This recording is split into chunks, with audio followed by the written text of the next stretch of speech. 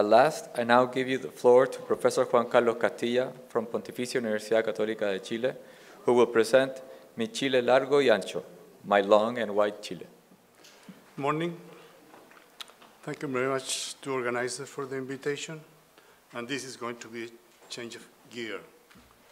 I wasn't asked to talk about my research, but about Chile. So that's what I'm going to do. And I'm going to use my own vision of Chile. And it's going to be probably a short talk, very complementary to what Alvaro did a few minutes ago. So I'm convinced that Chile is long and wide. 99.9% of the people in Chile, and I'm talking about the Chileans now, are convinced that Chile is long and narrow. And I think that's wrong. And that's what I'm trying to demonstrate. So it's not really a scientific talk, but more, Chile-oriented talk towards our culture. So I will address my talk to the Japanese friends, trying to show a little bit of Chile, different Chile from the one Alvaro exposed, but complementary. And at the same time, the need, from the educational point of view, from the cultural point of view, to change our view of Chile. So sure, Chile is well known as a fisheries country that is well known around the world. A lot of activities, industrial and artisanal activities along Chile. Not giving a lot of details, but roughly we extract, between 3 and 4 million tons wild resources per year. We'll reach 6, but now it's 3 or 4. It's going down. Mariculture is very important in this country, in particular salmon aquaculture. But nevertheless, it seems to me that seagull in Chile is much more than that. It's well known for that, but I think it's much more than that. Let me tell you a little story. At school, probably 50 years ago or more, a long time ago, a Spanish teacher asked us and asked me to read a wonderful book. It is called Chile or a Crazy Geography. That's the actual title of the book. And it's Benjamin Subercaseaux. This morning, I discovered that Spanish teacher in a public school in Chile was my Spanish teacher, the one that this auditorium has the name, Ernesto Livasic. So I just discovered this morning, that the same teacher that 50 or 60 years ago asked me to read this book was born in Punta Arenas, and it was a public school in Santiago. Eventually, he got the National Prize in Education, and he became, one of the deans in our faculty. So this was a fantastic discovery this morning when I knew that the name of this auditorium was his name. So there's a tribute to Ernesto Livasic. Okay, the question I want to address is whether or not, the geography of Chile is crazy. It's just a geography, or is a little bit of oceanography. I'd like to focus on that. And I'd like to explore this question at the end of this talk with a very simple and direct take-home messages for everybody in the room, mainly for the Chileans, for our Japanese friends, of course, but it's mainly for the Chileans. So, yeah, look, we can look and describe Chile, and Alvaro did beautiful describing Chile from the two ends, from the north and from the south, from different perspectives. Alvaro did, something in the north.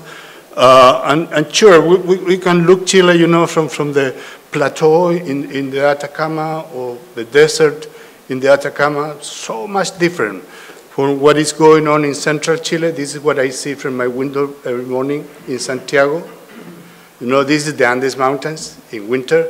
So we can look into the Andes Mountains and try to describe Chile, you know, in different ways. I like the mountains a lot. Otherwise, we can look and describe Chile and see the beautiful of Chile from the Torres del Paine, for instance.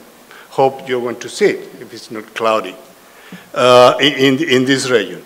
Or otherwise, you know, from the Cape Horn, I've been there twice, and it's a wonderful place. All the places I shown in the pictures, I've been there, so I'm trying to describe what is my Chile. And this is Cape Horn, actually, you know, at the end of the Magallanes region. Or otherwise, you know, we can look or even describe and look into Chile from the Antarctic region, and I'm not going into too many details, but you know there is 4,000 kilometers for latitude, and that's a lot of geographical and oceanographical diversity. I like to stress both. But now, what I like to do is to switch gear to what Alvaro did and actually try to look my Chile from the eastern, from the oceanic islands. It's not very usual. You know.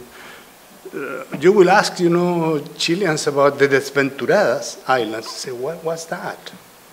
Well, the Desventurada Island, you know, small non-habitat islands which are in front of Chañaral and has 200 miles around it. It's really fantastic. So let me look to Chile from the oceanic islands instead of looking Chile from the land or whatever you like to call it. Easter Island is a way to start with. I've been in Easter Island several times. Not many people around the world knows that Easter Island is a Chilean island. It's 4,000 kilometers away from Santiago, basically, from Valparaiso, basically. Desventuradas, as I said, is a couple of small islands, probably 700 kilometers away from the coast.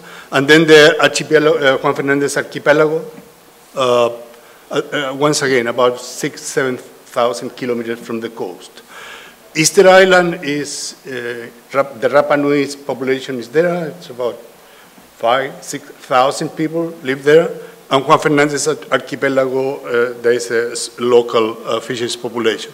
Sala y Gomez is a small island. It's probably, you know, 5 kilometers by 3 and 200 kilometers, you know, EEZ around it. So it's an important one. So let me look, you know, Chile from this perspective, basically. I was in Easter Island in 1980 for the first time. And really was the year I fell in love with Easter Island and the group of Chilean oceanic islands. Actually, I had a conversation with this Moai about how fat he looked at that time. Well, you know, time has gone by, and probably, you know, I think to need a new conversation with you. But I've been interested in Easter Island and the oceanic islands for many years. And Easter Island and Sala y Gomez, unique, we got corals there, of course. It's a unique fauna, very peculiar, very unique, and it's a natural laboratory in itself. So there we have, you know, a natural, unique laboratory in itself. Unique for the people, unique for the population, unique for Chile, and unique for the biogeography. It's extremely important. So, you know, I would like to extend some of the uniqueness of Chilean laboratories seen from this point of view. This is Cumberland Bay in the archipelago of Juan Fernandez, also unique place in the world, I would say. Same age as Galapagos, probably 4 million years old, 5 million years old, unique. Lobsters are coming from there. Beautiful group of people, probably no more than 1,000 or 2,000 people. I've been told, I've never been there. That's one place I haven't never been there. That's the clearest waters in the world, most probably. It's a tremendous number of unique and endemic species. In Easter Island, at least 140, 150 unique in Easter Island. Probably Miriam knows more than myself, you know, but very large.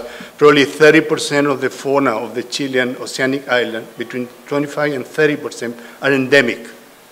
So endemic, you know, is uniqueness, and that's very important. Beautiful colors, you know, lobsters and things like that. We've been working in this area, you know, not just talking about publishing papers and publishing books. I did the first book in 86, and this is a collaboration with 20 other scientists in Chile. We did that, the second one in 2015. Again, collaboration probably with 30 people, and Miriam Fernandez in the room was one of the editors. So we've been working on this issue pretty actively. Now, let me focus for a little while in the economic extractive EEZ, you know, just for a little while. It is not the most important thing, but let me focus, you know, on Easter Island, Sala Gomez, Desventuradas, and the archipelago of Juan Fernandez, you know, from the point of view of EEZ. And there you got the EEZ, you know, in yellow is, you know, land, Chilean geographic land, or whatever you like to call it. The EEZ, you know, for continental Chile, sorry, is there, and that's archipelago Juan Fernandez Ventura EEZ. Let me, from this point, make a sort of exercise, you know, theoretical exercise. So there is an umbilical cord that I call between the EEZ in the Juan Fernandez archipelago and the continental Chile. That's a beauty, because there is at least a connection of the EE 200 miles zone. So what about if I take, you know, the Desventuradas here, EEZ, put it here and stretch it a little bit, just to give an idea. What about if next I stretch to the south, the Juan Fernandez EEZ area, will be like that. And what about if I borrow from Easter Island, the EEZ, and put it, you know, next to it, okay? And that's a different picture of my Chile. That's my Chile. Okay? I mean, I can go back and get the 200 EEZ zone to Easter Island, whatever to call it, you know? But actually, this is the true one. The yellow is part of it, and a small part of it. Rights are not the same in the yellow and the blue. Sure, I agree. But, you know, we have responsibility on the 200 EEZ. So allow me to say that, you know, Chile is long, wide, and I will add blue, and I will add deep. So that's my Chile. Long, wide, blue, and deep. And that sounds very simple, extremely simple. But I got the impression that it's not in the Chilean culture, and it's not being taught at school. And that's a very critical point. You get proud of your country when you understand your country. I'm not saying that what is more important than the other. I said that that's the true Chile, not the other one. I love the other one, but this is the real one. You can put numbers there, and, you know, you will expect those numbers. You know, it's 250,000 square kilometers in the yellow, you know, and 2 or 3 million in the blue. I mean, you can put. I'm not taking into account the Antarctic territory. I'm not taking into account that. So here we go, you know, with Chile, which is 80% blue, water, ocean. And that's not in our culture. And we have a program which is called Chile is Smart, Chile is Here. We're trying to teach children about it. But let me, and I finish here, this is a short presentation, let me go back to Rapa Nui, to Easter Island, and my friend for one more minute. This is my Moai friend.